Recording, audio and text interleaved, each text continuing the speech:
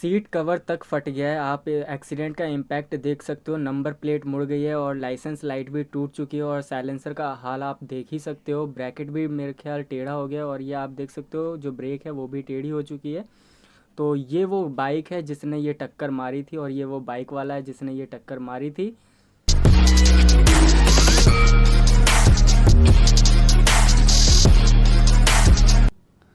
All right, सो hey guys, कैसे हो आप लोग। मैं उम्मीद करता हूँ आप लोग खैर आफियत से होंगे एंड मैं तो बिल्कुल ठीक नहीं हूँ। तो जब से मैंने इंस्टाग्राम पे स्टोरी पुट की है और फेसबुक पे स्टोरी पुट की है तब से काफ़ी लोगों के क्वेश्चंस आ रहे थे कि भाई क्या हुआ, कैसे लगी, कैसे ये डैमेज हुआ, कैसे एक्सीडेंट हुआ। काफ़ी सारे क्वेश्चंस थे। तो मैंने सोचा कि क्यों ना एक वीडियो बना के आप सबको एक बार में आंसर कर दिया जाए। तो ये वाक़या है 19 तारीख का, यानी 19 अगस्त का, और करीब वक्त हो रहा था दोपहर के 12 बजे। तो हुआ कुछ यूँ था कि नेहरू प्लेस से आगे संत नगर की जो रेड लाइट है उससे उसके पास का ये मैटर है जहाँ भारत पेट्रोलियम है, पेट्रोल पंप। तो वहाँ पर जो रेड लाइट है वो ग्रीन हो चुकी थी और ट्रैफिक खुल चुका था, जिसकी वजह से मेरी स्पीड भी ज़्यादा नहीं थी और मैं धीरे धीरे चल रहा था और मुझे लेफ़्ट टर्न जाना था। तो लेफ़्ट इंडिकेटर मैंने दे रखा था और तभी मेरे को एक स्कूटी वाले ने ओवरटेक किया और मैं बिल्कुल फुटपाथ के बिल्कुल साइड में चल रहा था क्योंकि मेरे को लेफ़्ट लेना था। तो मैं बिल्कुल साइड में था। तो उस स्कूटी वाले ने भी बिल्कुल साइड में ली और मेरे आगे रोक दी। मेरी स्पीड उस वक्त होगी 10 या 15 की।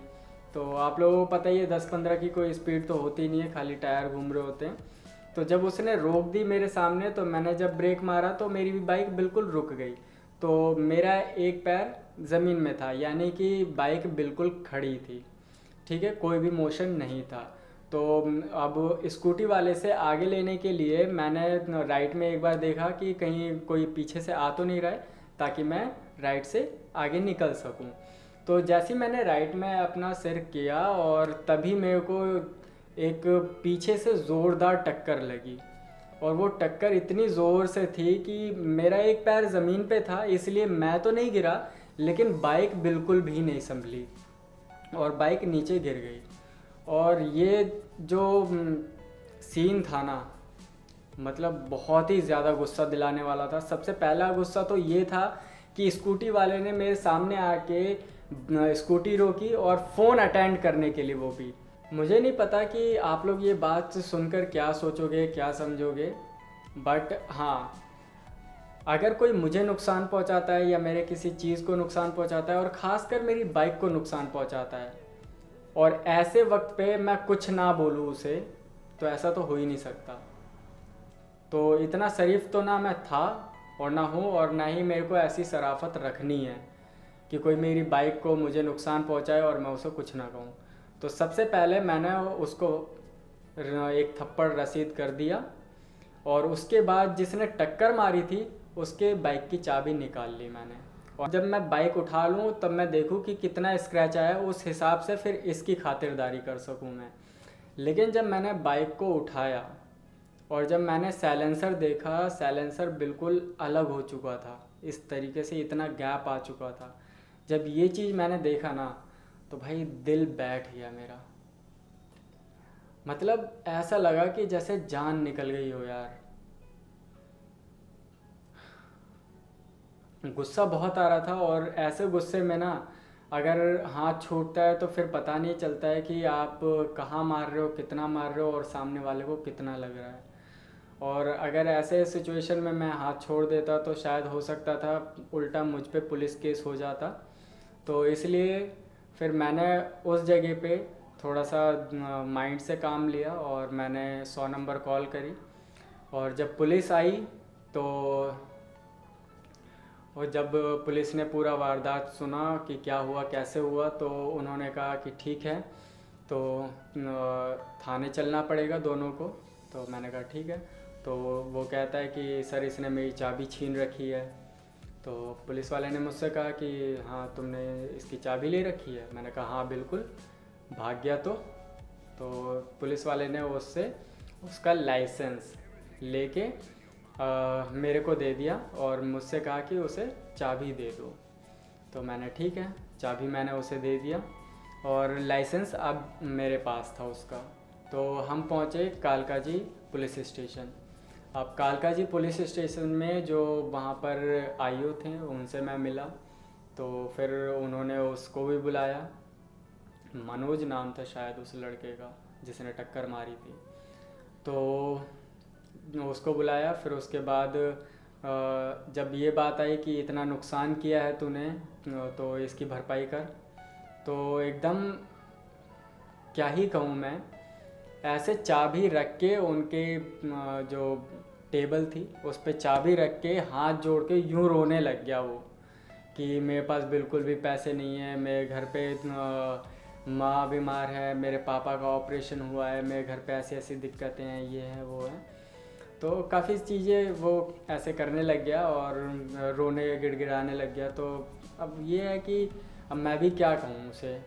तो फिर उसके बाद पुलिस वाले जो थे उन्होंने भी कहा कि बेटा ये तो ऐसे कर रहा है, ये तो देगा नहीं। लेकिन जब वो उन्होंने ये पूछा कि ये एग्जैक्ट कहाँ पर हुआ था लोकेशन, तो एक होता है कि इनमें जो लोकेशन डिवाइडेड होती हैं, हर पुलिस स्टेशन की अपनी एक लोकेशन होती है। तो जैसे कि रोड के अगर इस साइड हुआ है अगर कोई कांड, तो इस साइड का पुलिस स्टेशन पड़ेगा, और रोड के इस साइड हुआ है तो वो वाला पुलिस स्टेशन पड़ेगा। तो इस तरीके से था कुछ। तो जब उन्होंने वो एग्जैक्ट लोकेशन सुनी तो उन्होंने कहा कि ये एरिया हमारे अंडर में नहीं आता है, ये एरिया उस पुलिस स्टेशन के अंदर आता है, तो मैं उस पुलिस स्टेशन में आपका जो केस है वो ट्रांसफ़र कर देता हूँ, आप वहाँ पर चले जाइए। तो फिर उन्होंने अमर कॉलोनी पुलिस स्टेशन में उस केस को ट्रांसफ़र किया, और फिर अमर कॉलोनी हमें पुलिस स्टेशन जाना था। तो वापस हम उसी रोड से आ रहे थे और उसी पेट्रोल पंप के पास ही उसने मेरे को रोका। जो लड़का था उसके पास हीरो डीलक्स HF डीलक्स करके कोई बाइक थी, मैं आप लोगों को फ़ोटो मेंशन कर दूंगा उसकी। तो उसने मेरे को रोका और उसने मेरी बात कराई। तो कोई एडवोकेट थी हाई कोर्ट से, तो उन्होंने बात करी मुझसे, मैंने उनसे बात करी। तो उन्होंने सारा मैटर सुना और मैंने उनको सारा मैटर बताया। तो उन्होंने कहा देखिए सर, उस लड़के की तो गलती है ही, अब जब लड़के ने गलती कर ही दी है तो इसका सॉल्यूशन भी तो कुछ होगा।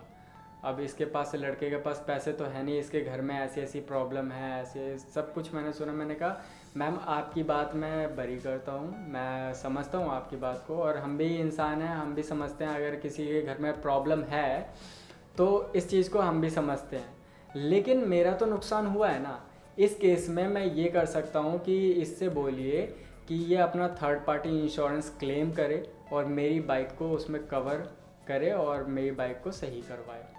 तो पता नहीं उसका इंश्योरेंस भी वैलिड था या नहीं था, वो इंश्योरेंस में भी किचकिच करने लग गया।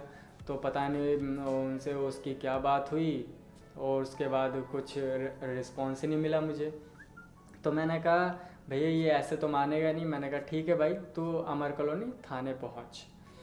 तो फिर पीछे पीछे आ रहा था वो, और जब मैं अमर कॉलोनी थाने पहुंचा और फिर मैं अंदर गया पुलिस स्टेशन में, और वहाँ पर अंदर मैं मिला, जो ASI थे उनसे मिला मैं, और उनको मैंने सारा वाकया बताया।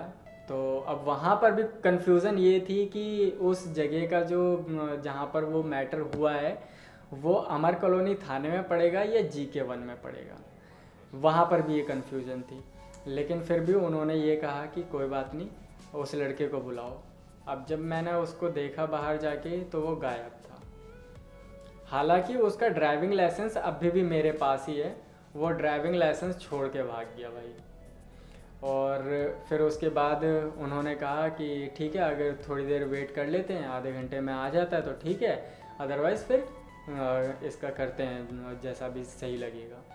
तो फिर वो टाइम बीतता गया और फिर उसके बाद उन्होंने मुझे बुलाया अंदर और मुझसे कहा देखो बेटा, तुम्हारी बाइक बहुत नई लग रही है और काफ़ी अच्छे कंडीशन में है, तो अगर आप इस केस को प्रोसेस करना चाहते हो, हमें कोई प्रॉब्लम नहीं है, हम इस केस को प्रोसेस कर देंगे। बट ये एक्सीडेंटल केस है, इसलिए हमें दोनों की बाइकें ज़ब्त करनी पड़ेगी। तो उसकी तो बाइक है नहीं, वो भाग गया है। तो यानी कि पहले तुम्हारी बाइक आज ही हम रख लेंगे पुलिस स्टेशन में, और आज है फ्राइडे, आज तो कोई काम होगा नहीं, और कल है सैटरडे, और संडे ऐसे ही निकल जाएगा। तो मंडे को हम फाइल यहाँ से भेजेंगे कमिश्नर साहब के पास, वो हमें सर्च वारंट देंगे। तब हम उस सर्च वारंट को लेके अथॉरिटी पहुँचेंगे, जहाँ जो इस बाइक का नंबर है उसका अथॉरिटी से, वहाँ से हम उस इंसान की डिटेल्स निकालेंगे। फिर उसके बाद उसके घर पे जाएंगे। अगर वो फर्स्ट पार्टी ऑनर हुआ तो ईज़िली मिल जाएगा, अगर वो सेकंड पार्टी हुआ तो वो नहीं मिलेगा, फिर उसे और सर्च करना पड़ेगा। इन केस उसका एड्रेस फ़ोन नंबर बदल गया हो तो उसमें भी दिक्कत। तो इस चीज़ में लगेगा काफ़ी ज़्यादा टाइम। और फिर वो मिल भी गया, उसके बाद केस प्रोसेस हो भी गया, फिर ये जाएगा कोर्ट में। और कोर्ट में जब जाता है, जब आपकी बाइक यहाँ थाने में बंद हो गई तो वो कोर्ट के ऑर्डर पे ही छूटेगी। और लास्ट टाइम आप लोगों को पता है कि मेरी बाइक जब चोरी हुई थी तो कोर्ट से छुड़वाने में कितना टाइम लगा था, और कितना मतलब बहुत कुछ यार। वो वीडियो मैंने अपलोड कर रखी है, वो देख लेना। तो काफ़ी ज़्यादा मेहनत और काफ़ी ज़्यादा टाइम लगता है इस चीज़ में, क्योंकि एक कानूनी जब कार्रवाई होती है ना तो वो स्टेप बाय स्टेप है और उसी तरीके से चलती है, तो उसमें काफ़ी ज़्यादा टाइम लगता है उस प्रोसेस में। तो फिर वो चीज़ तो मुझे याद थी पहले से, इसलिए फिर मैंने कहा कि ये तो बात सही है आपकी। तो उन्होंने कहा एक बार बेटा जाके माल खाने की तस्वीर देख कर आओ। तो मैंने कहा वो सर मुझे पता है कि क्या होता है।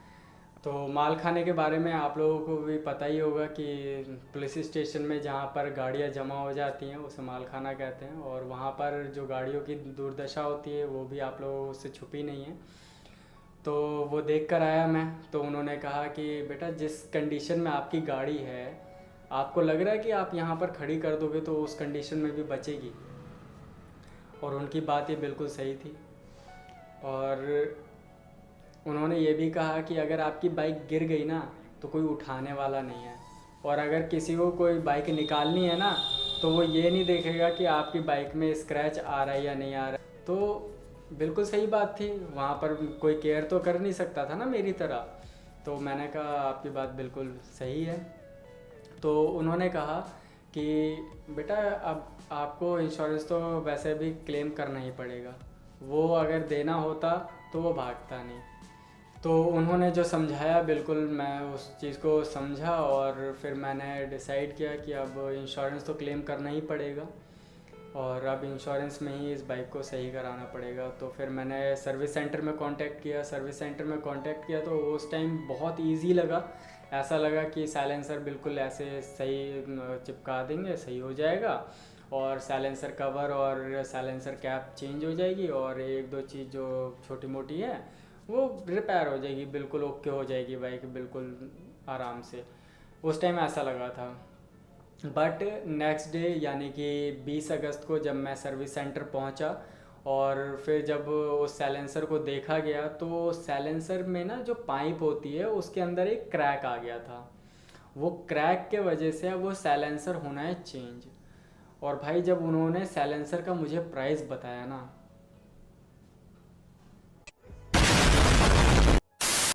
24,600 रुपये साइलेंसर का एस्टिमेटेड अमाउंट बताया। मतलब हालत ख़राब हो गई यार ये सुन के, अभी भी पसीने आ रहे हैं। तो फिर मैंने इंश्योरेंस क्लेम किया, और इंश्योरेंस क्लेम करने के बाद जब उन्होंने पूरा एस्टिमेट बनाया कि कौन कौन से पार्ट्स हैं, क्या क्या चेंज होने हैं, तो उसमें जो पार्ट्स चेंज होने हैं वो मैं आप लोगों को दिखा देता हूँ यहाँ पर लिखा हुआ।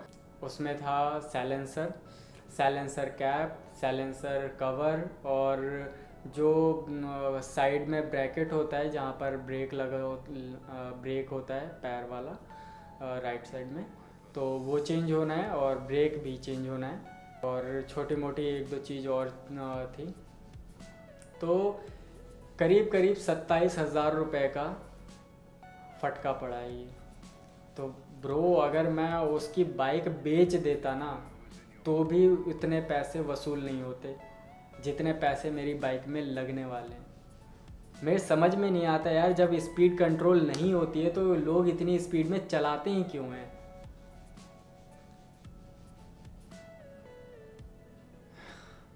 क्या बताऊँ यार। 19 तारीख को ये एक्सीडेंट हुआ था दोपहर में। उस दिन तो कुछ भी मतलब समझ लो कि खाया ही नहीं, और उसके बाद भी ठीक से खाना नहीं खा पा रहा हूँ मैं। और जिस टाइम वो एक्सीडेंट हुआ था ना, ऐसा लग रहा था कि दिल बैठ गया बिल्कुल, ऐसे जान निकल गई बिल्कुल, ऐसे लगा था। अब क्या ही कहूँ यार। तो ये थी वीडियो। आई होप मैंने आप लोगों के सारे डाउट्स एक वीडियो में क्लियर कर दिए हों। सो अब वेट करते हैं क्लेम पास होने का। अगर क्लेम पास हो जाता है तब मैं आप लोगों को नेक्स्ट वीडियो में आप लोगों को बताऊंगा कि क्लेम पास होने में कितना टाइम लगा, कितना क्या क्या डॉक्यूमेंट लगे, और क्लेम होने के बाद स्पेयर पार्ट्स आने में कितने टाइम लगे, स्पेयर पार्ट्स इंस्टॉल हुए तो कौन कौन से स्पेयर पार्ट्स इंस्टॉल हुए, कौन कौन से स्पेयर पार्ट्स इंश्योरेंस में क्लेम में कवर हुए हैं, कौन से पार्ट्स कवर नहीं हुए हैं, और उनका अमाउंट कितना है, और इंश्योरेंस क्लेम करने के बाद क्या मुझे भी कुछ पैसे पे करने पड़े या नहीं करने पड़े, वो सारी चीज़ें मैं आप लोगों को उस वीडियो में बताऊंगा। तो फ़िलहाल इस वीडियो को करते हैं यहीं पर एंड। और अगर आप लोगों ने अभी तक चैनल को सब्सक्राइब नहीं किया है तो चैनल को सब्सक्राइब कर देना। अब मिलते हैं नेक्स्ट वीडियो में, तब तक के लिए टाटा बाय बाय।